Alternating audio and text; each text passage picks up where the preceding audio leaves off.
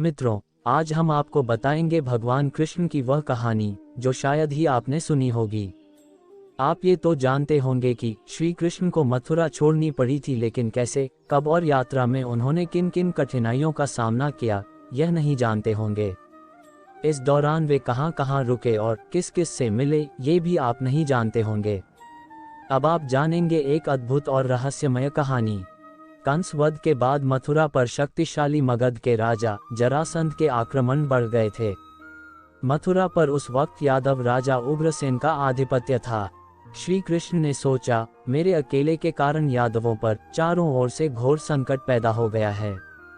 मेरे कारण यादवों पर किसी प्रकार का संकट न हो, ये सोचकर भगवान कृष्ण ने बहुत कम उम्र में ही मथुरा को छोड़कर कहीं अन्य जगह सुरक्षित शरण लेने की सोची। दक्षिण में यादवों के 4 राज्य थे। पहला राज्य आदिपुरुष महाराजा यदु की 4 नाग कन्याओं से प्राप्त 4 पुत्रों ने स्थापित किया था। ये राज्य मुचकुंद ने दक्षिण ऋक्ष्वान पर्वत के समीप बसाया था। दूसरा राज्य पद्मावत महाबलीश्वरम के पास था। यदु पुत्र पद्मवर्ण ने उसे सहमाद्री के पठार पर वेन्या नामक नदी के तट पर बसाया था। पंचगंगा नदी के तट पर बसी करवीर नामक वेदकालीन विख्यात नगरी भी इसी राज्य के अंतर्गत आती थी। उस पर श्रृंगाल नामक नागवंशीय मांडलिक राजा का आधिपत्य था।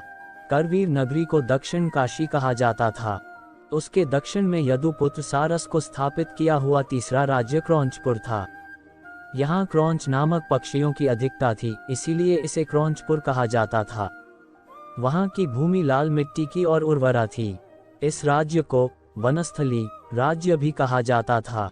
चौथा राज्य यदुपुत्र हरित ने पश्चिमी सागर तट पर बसाया था। इन चारों राज्यों में अमात्य विपृथु ने पहले ही दूतों द्वारा संदेश भिजवाए थे कि श्री कृष्ण पधार रहे हैं। अब शुरू होती है श्री कृष्ण की कठिन यात्रा। पद्मावत राज्य में वेन्या नदी के तट पर भगवान परशुराम निवास करते थे। महेंद्र पर्वत से अर्थात पूर्व समुद्र से परशुराम नौकाओं में से अपने अनेक शिष्यों सहित पद्मावत राज्य में आए थे। संपूर्ण आर्यावर्त में मंत्र सहित ब्रह्मास्त्र विद्या देने की क्षमता रखने वाले इन्हें गिने पुरुषों में वे सर्वश्रेष्ठ थे। उनके चमत्कार और शक्ति के किस्से सभी को मालूम थे। उनके शिष्य आर्यावर्त में सर्वत्र फैले हुए थे। उनके प्रत्येक राज्य में अनेक आश्रम थे। अब श्री कृष्ण और परशुराम की अद्भुत मुलाकात। कृष्णा और कोयना के संगम में सभी ने स्नान किया। फिर कर्हाटक तीर्थ क्षेत्र को पार कर वे वेन्या नदी के परिसर में आ गए। सभी के स्वागत के लिए परशुराम द्वारा भेजे गए कंधों पर चमकते हुए परशु लिए 2 जटाधारी उनके पास आ खड़े हुए। दोनों को देखकर श्री कृष्ण और दाऊ सहित सभी यादव चकित रह गए। वे समझ नहीं पाए कि आखिरकार भगवान परशुराम को हमारे यहाँ तक पहुँचने का समाचार कैसे मिला। दोनों सभी यादवों को भरेगु आश्रम की ओर ले गए। यहाँ तक कि यात्रा में लगभग 1.5 माह बीत चुका था। आश्रम के प्रदेश द्वार पर भरेगु श्रेष्ठ परशुराम और सांदीपनी उनके स्वागत के लिए खड़े थे। दोनों ने श्री कृष्ण और दाऊ को गले लगा लिया। परशुराम ने उनको देखते ही कहा, वत्स, तुम्हारे आगमन से इस धरती का उद्धार हुआ है। मैं जानता हूँ कि तुम कौन हो। आश्रम में परशुराम ने सभी को फलाहार खिलाया और सभी के रुकने और विश्राम करने की व्यवस्था की। बाद में परशुराम ने विस्तार से उनकी यात्रा के बारे में जाना और जरासंध के आक्रमण पर भी जानकारी हासिल की। श्री कृष्ण ने कहा कि एक यादव के लिए समस्त यादवों को संकट में क्यों डाला जाए। यही सोचकर मैंने मथुरा छोड़ने का निर्णय लिया। परशुराम ने कहा कि तुम मथुरा में ही नहीं, कहीं भी एक स्थान पर स्थिर नहीं रह सकते, क्योंकि तुम जहां भी रहोगे जरासंध तुम्हें ढूंढ ही लेगा। तुम चक्रवर्ती हो तथा सदैव भ्रमण करने वाले वीर हो। जहां भी तुम्हारे पांव पड़ेंगे उस भूमि का उद्धार होगा। अतः तुम निरंतर भ्रमण ही करते रहोगे। अब मेरी सलाह है कि तुम अपने साथियों के साथ नैसर्गिक संरक्षण प्राप्त गोमंतक पर्वत पर चले जाओ। तुम्हारे लिए मैंने अब तक एक अमूल्य उपहार संभाल कर रखा है। अपने हाथों से उसे सौंपकर मैं उससे मुक्त होना चाहता हूँ। अन्य किसी को वह मैं दे नहीं सकता। किसी योग्य व्यक्ति का ही इंतजार कर रहा था, लेकिन अभी योग्य समय नहीं आया। अभी तुम गोमंतक पर्वत पर जाओ। वेन्या तट पर भरेगु आश्रम में 2 दिन आतिथ्य स्वीकार कर वे सभी यादव समूह गोमंतक पर्वत की ओर चल पड़े। कृष्णा नदी पार कर कोयना घाटी से सभी एक दूसरे भृगु आश्रम के पास आ गए। इस आश्रम को देखते हुए सभी कदम्बवंश के गोमांतक राज्य की सीमा गोमांतक पर्वत के नजदीक पहुंच गए।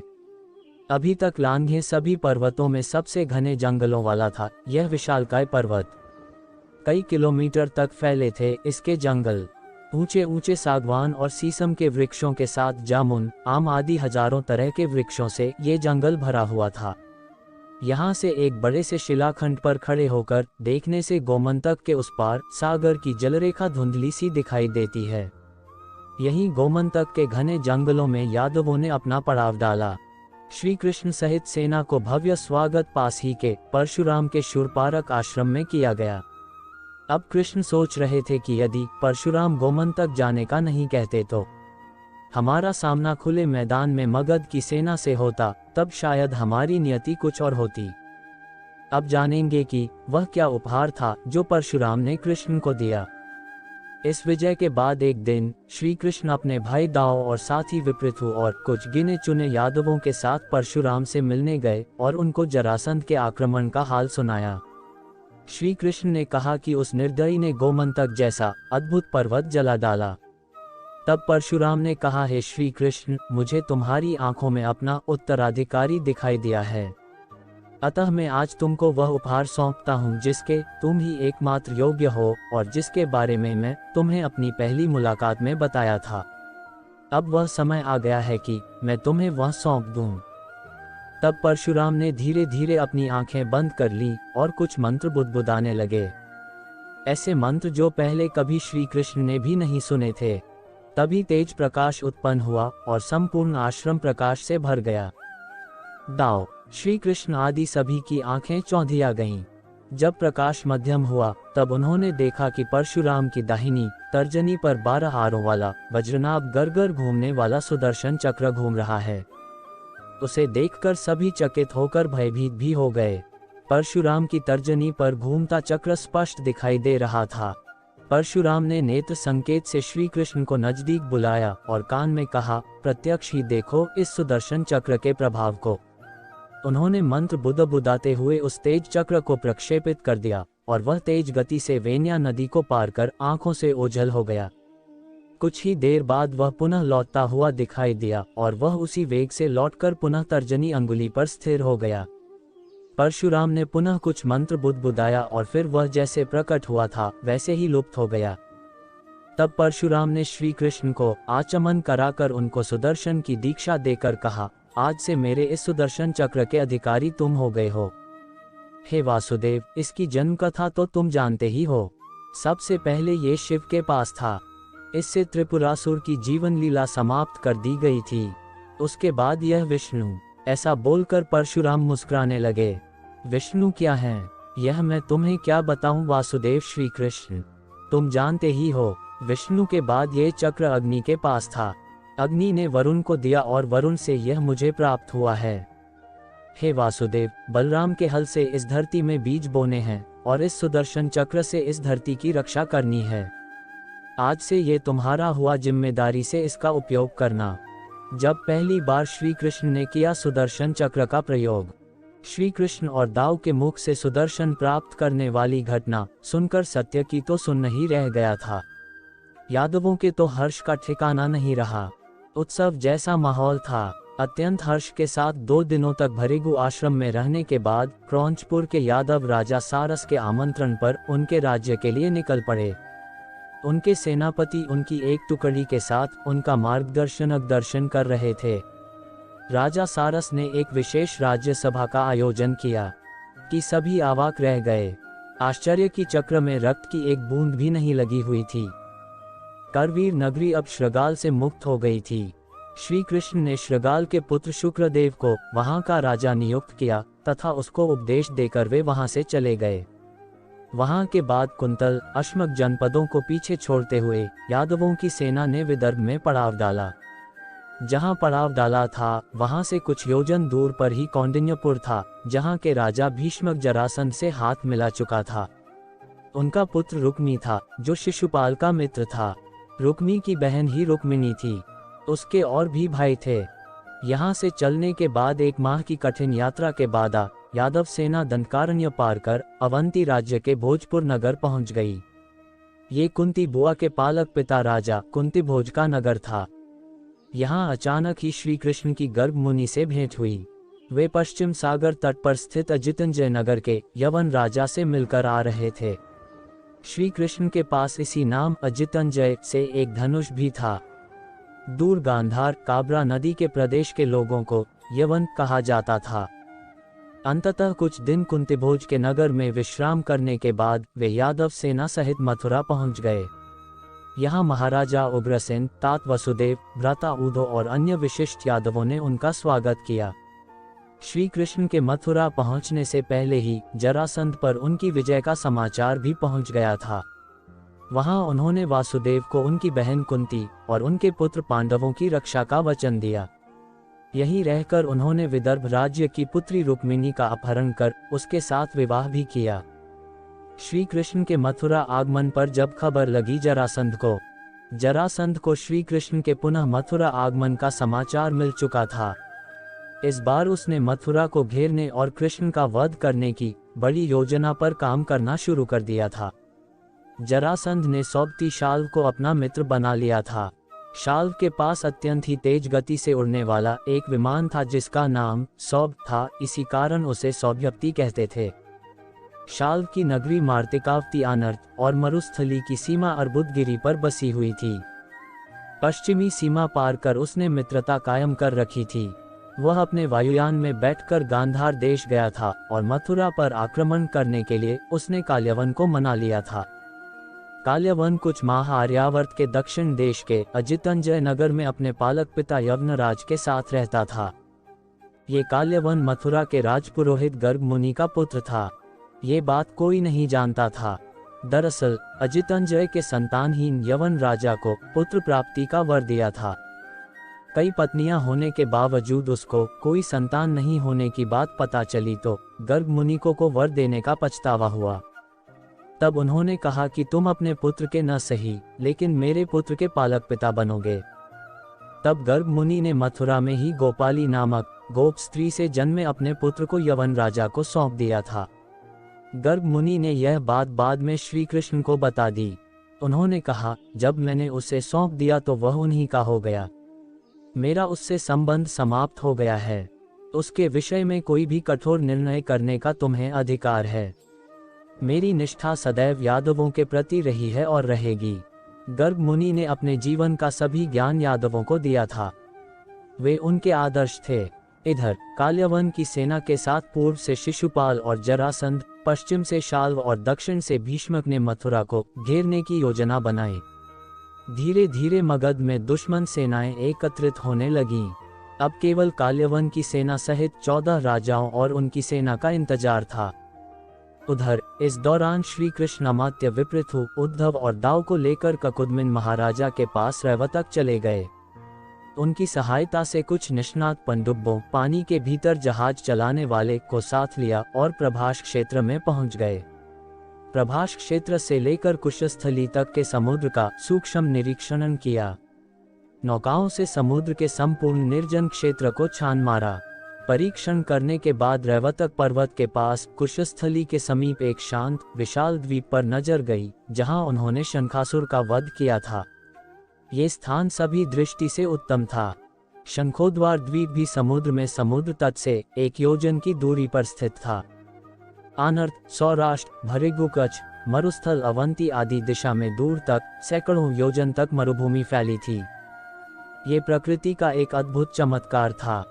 इस स्थल पर श्री कृष्ण ने एक पुरोहित के माध्यम से भूमि पूजन कराया और एक नए नगर के निर्माण की नींव रखी। बाद में मथुरा पहुंचकर श्री कृष्ण ने एक राजसभा को आमंत्रित किया। सभी प्रमुख यादवों की जीवन यात्रा में मथुरा में आयोजित यह अंतिम सभा थी। उस सभा में निर्णय लिया गया कि यादव एक नए नगर में वास करेंगे। उस सभा में गर्ग मुनि भी मौजूद थे। सभा के बाद सभी श्रेष्ठ इंजीनियरों को नए नगर निर्माण कार्य में जुटा दिया गया।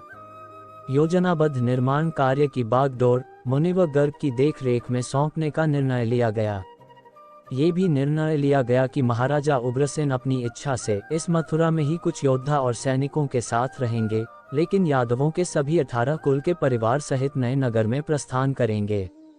सभी ने श्री कृष्ण के इस प्रस्ताव को भाव विभोर होकर स्वीकार कर काल्यवन की सेना का घेरा और श्री कृष्ण का पलायन। कुछ दिन बाद गर्ग मुनि द्वारा बताए गए खग्रास सूर्य ग्रहण की सूचना सभी ओर फैल गई। प्रथा के अनुसार इस ग्रहण का प्रदोष निवारण किया गया। प्रत्येक सूर्य ग्रहण के बाद यादव, कुरु, मत्स्य, चेदी, पांचाल आदि कुरुक्षेत्र के सूर्य कुंड में आकर दान पुण्य आदि कर्मकांड करते हैं। श्री कृष्ण भी अपने बंधु बांधवों के साथ एकत्रित हुए। सूर्य कुंड की उत्तर दिशा में उन्होंने पड़ाव डाला। यहीं पर श्री कृष्ण की मुलाकात कुंती सहित पांडव पुत्रों से हुई। मथुरा पहुंचकर श्री कृष्ण को पता चला कि काल्यवन की सेना सागर मार्ग से नौकाओं द्वारा पश्चिमी तट पर पहुंच रही थी। मगध से आई जरासंध की सेना भी उनसे मिल गई थी। काल्यवन की सेना अत्यंत ही विशाल और आधुनिक अस्त्र शस्त्रों से लैस थी। सभी ने मथुरा के यादवों को समूल नष्ट करने की योजना बना रखी थी। श्री कृष्ण ने भी अपनी सेना तैयार कर काल्यवन से नगर के बाहर मुकाबला करने की योजना बनाई। वे भी रथ पर सवार होकर सत्राजित, अक्रूर, शिनी, ववगाह, यशस्वी, चित्रकेतु, बृहदबल, भंडकार आदि योद्धाओं के साथ पश्चिम सागर तट की ओर चल पड़े। एक के बाद एक पड़ाव डालते हुए वे पश्चिम सागर के पास मरुस्थली अर्बुदगिरी के समीप आ गए। धौलपुर के समीप पर्वत के पास पड़ाव डाला। योजना के अनुसार दाऊशल्व को भुलावे में डालकर एक ओर ले गए। दूसरी ओर सेनापति द्वय ने जरासंध को चुनौती दी। धौलपुर के पड़ाव पर रह गया अकेला काल्यवन। खुद श्री कृष्ण गरुड़ ध्वज रथ लेकर उसके सामने आकर सीधे उससे भिड़ गए। दोनों के बीच युद्ध हुआ। अचानक श्री कृष्ण ने दारुक को सेना से बाहर निकालने का आदेश दिया और उन्होंने पांचजन्य से विचित्र सा भयाकुल शंख घोष किया। उसका अर्थ था पीछे हटो, दौड़ो और भाग जाओ। यादव सेना इस शंख घोष से भली भांति परिचित थी। काल्यवन और उसकी सेना को कुछ समझ में नहीं आया कि यह अचानक क्या हुआ। काल्यवन ने अपने सारथी को कृष्ण के रथ का पीछा करने को कहा। काल्यवन को लगा कि श्री कृष्ण रथ छोड़कर भाग रहे हैं। वह और उत्साहित हो गया। गांधार देश की मदिरा में लाल हुई उसकी आंखें स्थिति को अच्छे से समझ नहीं पाईं। वह सारथी को हटाकर खुद ही रथ को दौड़ाने लगा। इस पलायन नाटक का असर यह हुआ कि वह दूर तक उनके पीछे आ गया और सैन्य विहीन हो गया। दारुक ने गरुड़ ध्वज की चाल को धीमा किया। काल्यवन अबूझ यवनी भाषा में चिल्लाते हुए कृष्ण के पास पहुंचने लगा। तभी दारुक ने दाईं और जुते सुग्रीव नामक अश्व की रस्सी खोल दी और श्री कृष्ण उस पर सवार हो गए। प्रतिशोध से भरा काल्यवन भी अपने रथ के एक अश्व को खोलकर उस पर सवार होकर श्री कृष्ण का पीछा करने लगा। सुग्रीव धौल पर्वत पर चढ़ने लगा। श्री कृष्ण जानते थे कि उनके आगे काल है और पीछे यवन। वे कुछ दूर पर्वत पर चढ़ने के बाद अश्व पर से उतरे और एक गुफा की ओर पैदल ही चल पड़े। काल्यवन भी उनके पीछे दौड़ने लगा। श्री कृष्ण गुफा में घुस गए। कुछ देर बाद काल्यवन भी क्रोध की अग्नि में जलता हुआ गुफा में घुसा। मदिरा में मस्त काल्यवन ने गुफा के मध्य में एक व्यक्ति को सोते हुए देखा। उसे देखकर काल्यवन ने सोचा, मुझसे बचने के लिए श्री कृष्ण इस तरह भेष बदलकर छुप गए हैं। देखो तो सही, मुझे मूर्ख बनाकर साधु बाबा बनकर सो रहा है। उसने ऐसा कहकर उस सोए हुए व्यक्ति को कसकर एक लात मारी। वह पुरुष बहुत दिनों से वहां सोया हुआ था। पैर की ठोकर लगने से वह उठ पड़ा और धीरे धीरे उसने अपनी आंखें खोलीं। इधर उधर देखने पर पास ही काल्यवन खड़ा हुआ दिखाई दिया। वह पुरुष इस प्रकार ठोकर मारकर जगाए जाने से कुछ रुष्ट हो गया था। उसकी दृष्टि पड़ते ही काल्यवन के शरीर में आग पैदा हो गई और वह क्षण भर में जलकर राख का ढेर हो गया। काल्यवन को जो पुरुष गुफा में सोए मिले वे इक्ष्वाकुवंशी महाराजा मांधाता के पुत्र राजा मुचुकुंद थे। इस तरह काल्यवन का अंत हो गया। मुचुकुंद को वरदान था कि जो भी तुम्हें जगाएगा और तुम उसकी ओर देखोगे तो वह जलकर भस्म हो जाएगा। अंत में श्री कृष्ण सहित सभी यादवों का द्वारिका के लिए प्रस्थान। काल्यवन द्वारा लूटी गई अमित स्वर्ण संपत्ति को कुशस्थली भेज दिया गया। एक बार फिर मुनि गर्ग ने सांदीपनि के साथ जाकर मंदवासर के शनिवार को रोहिणी नक्षत्र में भूमि पूजन किया। देश के महान स्थापत्य विशारदों को बुलाया गया। उन विशारदों में असुरों के मय नामक स्थापत्य विशारद और कुरुजांगल प्रदेश के विख्यात शिल्पकार विश्वकर्मा को भी बुलाया गया। दोनों ने मिलकर नगर निर्माण, भव्य मंदिर, गौशाला, बाजार, परकोटे और उनके द्वार सहित राजभवन के अन्य भवनों के निर्माण की भव्य योजना तैयार की। इस राजनगरी का प्रचंड कार्य कुछ वर्ष तक चलता रहा। मथुरा से श्री कृष्ण और दाऊ वहां जाकर निरंतर निर्माण कार्य का अवलोकन करते रहते थे। जब राजनगर का निर्माण कार्य पूर्ण हो गया, तब राज्याभिषेक का मुहूर्त निकलवाया गया। राज्याभिषेक के मुहूर्त के पहले श्री कृष्ण अपने सभी 18 कुलों के यादव परिवारों को साथ लेकर द्वारिका प्रस्थान करने के लिए निकल पड़े। सभी मथुरावासी और उग्रसेन सहित अन्य यादव उनको विदाई देने के लिए उमड़ पड़े। विदाई का यह विदारक दृश्य देखकर सभी की आंखों से अश्रु बह रहे थे। कुछ गिने चुने मथुरावासी यादवों को छोड़कर सभी ने मथुरा छोड़ दी। ये विश्व का पहला महानिष्क्रमण था। इस तरह श्री कृष्ण ने पलायन किया।